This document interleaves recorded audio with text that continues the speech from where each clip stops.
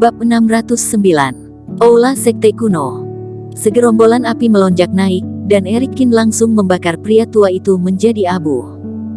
Warisan Sekte Wan Lian, Erikin mengingat kata-kata pria tua itu sambil sedikit berpikir. Dia selalu berpikir bahwa pihak lainnya datang untuk pedang besar itu sama sepertinya, tetapi sekarang tampaknya tidak seperti itu. Apakah akan ada warisan Sekte Kuno di sini? Erikin berpikir sambil mengambil cermin bagua yang ada di tanah. Dia telah mengamati benda itu sebelumnya, dan menemukan ada sesuatu yang aneh. Saat ini, cermin bagua sedikit bergetar, seolah ingin membebaskan dirinya. Erikin mendengus, dan sebuah reiki pun masuk ke dalamnya. Reiki itu langsung menghilangkan kesadaran yang tersisa dari pria tua di dalamnya. Begitu kerohanian di dalam tersapu, Erikin menyadari bahwa di dalam cermin bagua itu terdapat jimat yang tak terhitung jumlahnya yang terurai secara rumit dan berkumpul menjadi formasi, dan tampak sangat luar biasa. Jimat yang dinyalakan oleh pria tua itu kurang dari 10%. Sepertinya agak sedikit kasar. Setelah meletakkan cermin bagua ke dalam ruang penyimpanan, Erikin pun menghantam pusat formasi itu. Formasi itu perlahan menghilang. Begitu melambaikan tangannya, dia menghancurkan formasi kecil yang ditinggalkan oleh Tuan Besar itu. "Di mana Tuan Besar?" tanya Tuan Bertopeng dan yang lainnya saat mendekat dan menyadari hanya ada Erikin sendiri. Erikin menghela napas dan menunjukkan ekspresi yang sedih. Pria tua itu tidak mendengarkanku. Dia menabrak sembarangan di formasi itu dan mati karena serangan dari formasi. Erikin tampak menyesal. "Mati," kata Dawes juga sedikit terkejut. "Bagaimana dengan barang-barangnya?" "Semuanya hancur karena serangan formasi," kata Erikin. "Bukan kamu yang membunuhnya, kan?" kata Tuan Bertopeng itu tiba-tiba dengan dingin. Saat mendengar itu, Erikin tersenyum. "Memangnya kenapa jika aku membunuhnya?" Begitu kata-katanya itu dilontarkan, semua orang pun terkejut. Erikin bahkan mengakuinya. Perlu diketahui bahwa Tuan Besar adalah sekelompok perampok itu, dan mereka setara dengan Sandera. Erikin bahkan berani mengakuinya secara terang-terangan. Zenet dan beberapa orang lainnya juga memandang Erikin dengan kaget. Ini adalah pertama kalinya Erikin melawan Tuan Bertopeng di sepanjang perjalanan ini. "Kamu tidak takut aku akan membunuhmu?" Sebuah energi pembunuh melonjak keluar dari tubuh Tuan Bertopeng, dan pedang panjangnya bersinar terang mengarah langsung ke Erikin.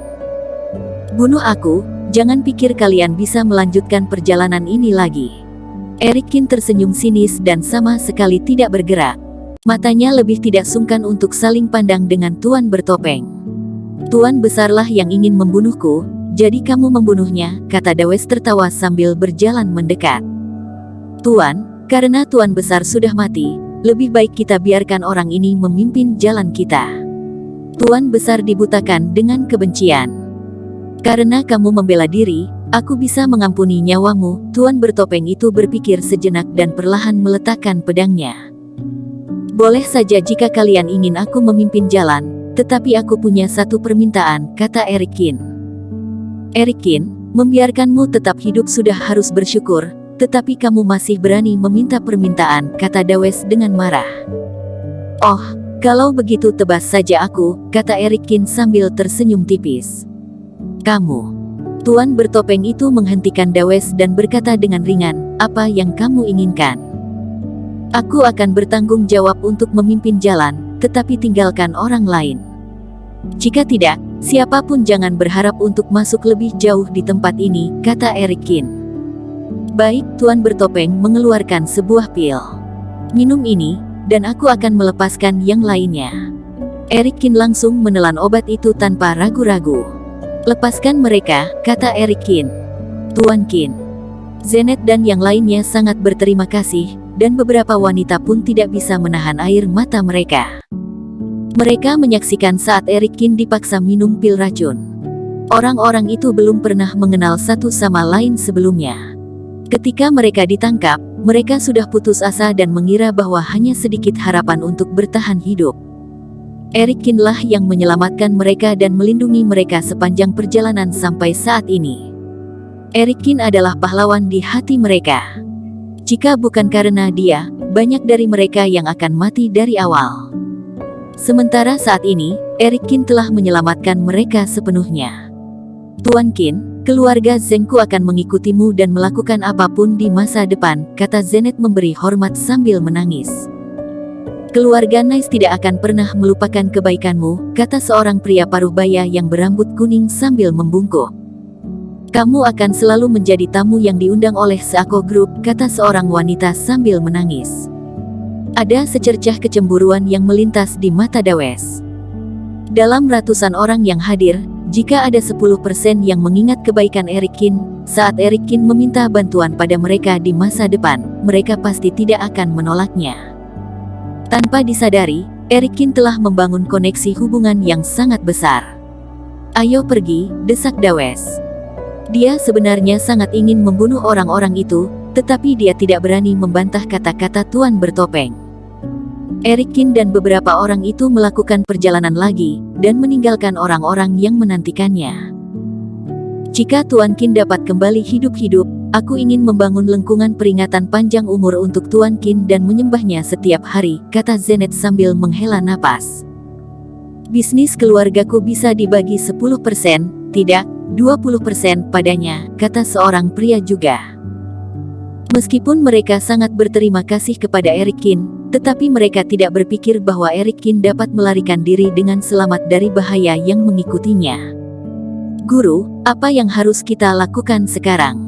Kata Hansen Huang dengan bingung. Tunggulah di sini, kata Zenet sambil menghela napas. Menurut aturan tempat ini, siapapun yang belum memasuki area intinya akan diteleportasi secara paksa setelah sehari. Setelah kita menunggu setengah hari, kita juga akan keluar dari kesulitan. Aku harap dermawan kita dapat kembali hidup-hidup. Jika tidak, hati nuraniku tidak akan tenang sepanjang hidupku. Saat ini, Eric Qin telah membawa geng serigala liar dan Tuan Bertopeng melewati beberapa formasi lagi. Namun beberapa kali, Eric Qin dengan sengaja ataupun tidak sengaja mengontrol kekuatannya, sehingga anggota geng serigala liar tewas atau terluka parah di setiap kali melewati rintangan. Ekspresi Dawes juga menjadi semakin tidak enak dipandang. Eric Qin, apa kamu sengaja menjebak orang-orangku? Setelah melewati satu tingkat lagi, wakil Dawes juga meninggal secara tragis, dan Dawes akhirnya tidak bisa menahan amarahnya lagi.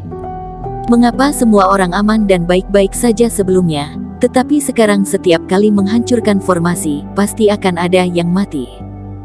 Pisau panjang di tangannya diarahkan ke leher Eric Qin, seolah dia ingin memotongnya kapan saja. Eric Qin memandang Dawes dengan dingin, dan berkata sambil tersenyum, apa kamu idiot? Semakin dekat posisinya ke tengah, semakin kuat formasi itu. Orang mati memang tidak terhindarkan. Aku lihat kamu memang sengaja melakukannya, kata Dawes dengan wajah yang penuh dengan kedinginan tanpa bisa menahan amarahnya. Dawes, aula akan segera tiba, kata Tuan Bertopeng itu dengan ringan. Ekspresi Dawes tiba-tiba berubah.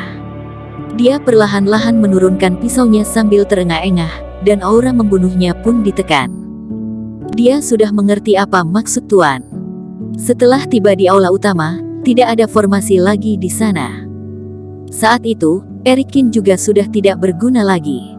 Saat tiba di aula utama, dia akan membunuhnya. Eric Qin juga sedikit tersenyum di dalam hatinya. Dia juga merasa bahwa perjalanan ini hampir mencapai akhir. Setelah melewati dua formasi kecil lagi, Eric Qin bermain dengan kejam, dan anak buah Dawes pun hanya tersisa 3 orang. Ekspresi Dawes sudah menjadi sangat murung. Sementara setelah berbelok di sudut, aula yang megah dan luar biasa pun muncul di hadapan semua orang. Aula itu menjulang tinggi ke awan. Meskipun juga tidak lengkap, tetapi aula itu memancarkan aura kuat yang panjang dan halus, seperti istana peri dengan ilusi yang bervariasi, dan musik peri yang terdengar seperti di negeri dongeng. Di depan mereka, ada ribuan anak tangga yang menyebar hingga pintu masuk aula. Matilah. Kemarahan yang sudah siap meledak itu seketika pecah, dan pisau panjang Dawes pun menebas ke arah punggung Eric Qin.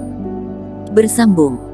Terima kasih telah menonton video ini sampai akhir. Jangan lupa subscribe dan nantikan kisah episode selanjutnya hanya di Novel Story. Salam.